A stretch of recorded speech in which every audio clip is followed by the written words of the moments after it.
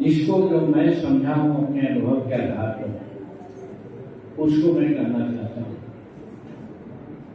धर्म व अधर्म की बात आती है, पाप और पुण्य की बात आती है, मोक्ष की बात आती है, और फिर स्वर्गारोहण की बात आती है। ये सब सारी बातें आती है तो जरूर मन में अनेक बातों की तरंगें निकलने लगती है और उससे तिरोहित होकर सोचने को बाध्य होते हैं कि आज जो 21वीं शताब्दी में हैं तो आज का क्या हाल है। और इसके पहले जिस संस्कृति की बात करते हैं, जिस धर्म की बात करते हैं, तो भारत इसके पहले किस स्थिति में था और आज क्या कारण है कि हम अपने को विज्ञान में बहुत आगे बढ़ते हुए देखते हैं और अपने को सफल मानव भी मानते हैं। बावजूद उसके समाज में अनेक कुरीतियां देखी गई है। भाई भाई में जो प्यार होना चाहिए, प्रेम होना चाहिए, एक सहयोगी के साहचर्य में जो धर्म निभाना चाहिए, दूसरे जेंडर से, यानी हम मनुष्य हैं, पुरुष हैं, तो महिलाओं से मेरा क्या संबंध होना चाहिए, कैसे उनको पूछना चाहिए, फिर जिस प्रकृति ने मुझे यहाँ दिया है उसके प्रति हमारा क्या कर्तव्य होना चाहिए।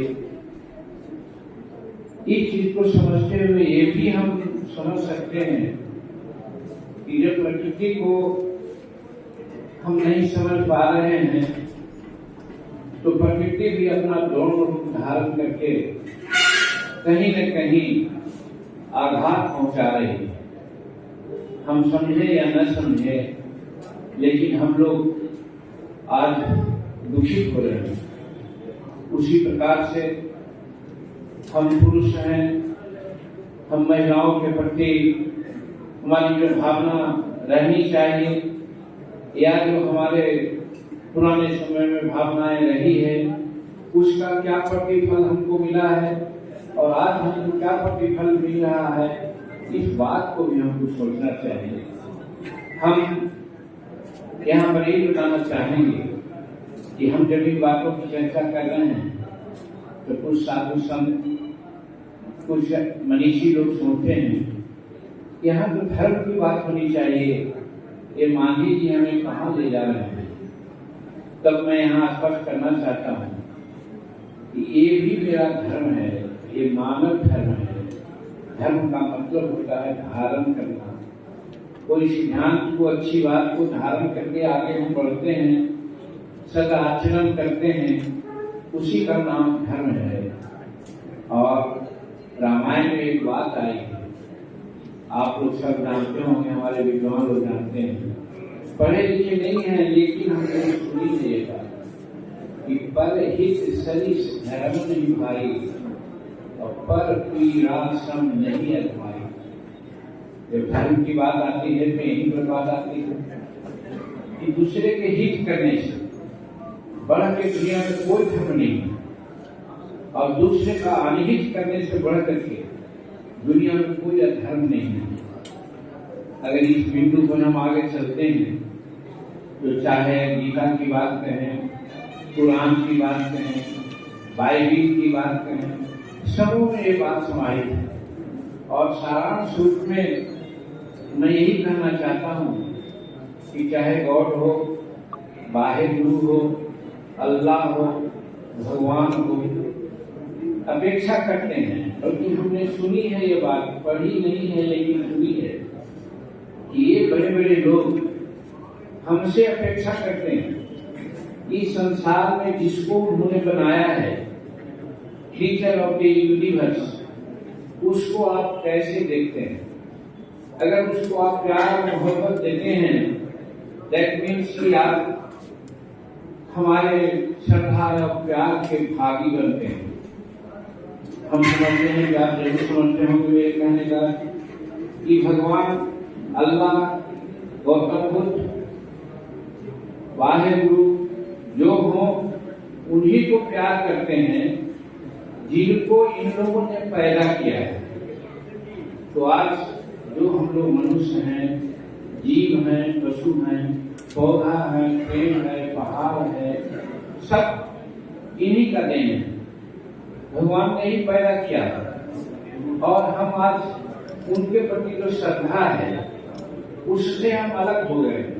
और यही कारण है कि आज अनेक प्रकार के दुख से, अनेक प्रकार के संकट से हम लोग आज पीड़ित आज रहना चाहते हैं। हम तो प्राय मैं कहता हूँ इस बात को कि एक जमाना था जब हम अपने संस्कृति की बात करते हैं तो हिंदुस्तान धर्म गुरु कहलाता, जगत गुरु कहलाता, धन निधान से सोने का चिड़िया इसको कहा जाता।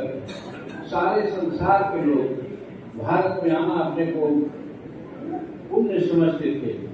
तब क्या स्थिति थी? स्थिति थी कि उस समय हम हर मनुष्य जीव से प्यार करते थे और यही कारण है कि हमारे यहाँ पेड़ों की पूजा होती है, वृक्ष की पूजा होती है, पत्थरों की पूजा होती है, नदियों की पूजा होती है, पशुओं की पूजा करते हैं। तो भले 5-7 सप्ताह के लोग इसको निकल समझते हैं, लेकिन ये हमारा धर्म का एक बहुत बड़ा आधार है। इनको सम्मानित करके, इनको पूज करके, इनको संरक्षण दे करके हम प्रकृति को शांत रखते थे। और जब प्रकृति शांत होती तो फिर हर प्रकार के आशीर्वाद से उनको तोड़ करके तो हम स्वस्थ होते थे, हम ज्ञानी होते थे, हर तरह से आगे बढ़ते थे। लेकिन आज हम उन बातों को छोड़ दिया, बढ़ गए कहाँ पर? जातिवाद में बढ़ गए, हम बढ़ गए यहाँ पर वर्गवाद में, वर्णवाद में, क्लासवाद में, सब में हम बढ़ गए। यही कारण है कि हम एक दूसरे से अपने को बड़ा समझते हैं और यही कारण हमारी परिणति की होगी, हमारी अधोगति की होगी। और यही कारण है कि आज हम असंतुलित हैं, हमारा पृथ्वी भी असंतुलित है, हमारा वातावरण भी असंतुलित है। हम बहुत इस परिस्थिति में आ जा गए हैं कि ग्लोबल वार्मिंग का खतरा आ गया है, आज वायु प्रदूषण का खतरा आ गया है, आज हम अनेक बीमारियों से ग्रस्त हैं। और नहीं तो पहले इतनी बीमारियां नहीं होती, इतने रुग्ण अवस्था में नहीं होते थे, हद से हद। तो आज हम ये कहते हैं प्राय कि हमारी ऊंचाई घट गई। हम 7 फीट 8 फीट हुआ करते थे और आज हम 5 फीट और 5.5 फीट होते हैं। हमारी आयु 125 वर्ष की होती है और आज हमारी आयु 70 वर्ष की होती है। ये प्रकृति के मार्ग को हम नहीं समझ पा रहे हैं। इसीलिए मेरा कहने का मतलब है हमारा धर्म ये है कि हम उसकी भी संरक्षण करें और उसी के आधार पर चलें। तो धर्म तो है आचरण और काम करना। रामायण में बात आई है कि कर्म प्रधान विश्व करी राखा, जो जस करहि सो तस फल चाखा। हम मेरा कहने का मतलब है कि हम अगर अच्छा कर्म करेंगे तो हम अच्छे माने जाएंगे, बुरा कर्म करेंगे तो बुरा होंगे। अब आज यही हो रहा है कि हम किसी को पहचान नहीं रहे हैं। अपने स्वार्थ में, अपने लोगों के स्वार्थ में हम दूसरों के जान तक ले रहे हैं। इज्जत और धन की बात तो छोड़िए, हम उसके जान तक दे रहे हैं। और उसी प्रकार से प्रकृति का भी हम दोहन कर रहे हैं, जिसके कारण आज हम लोग अनेक दिक्कतों का सामना करना पड़ रहा है।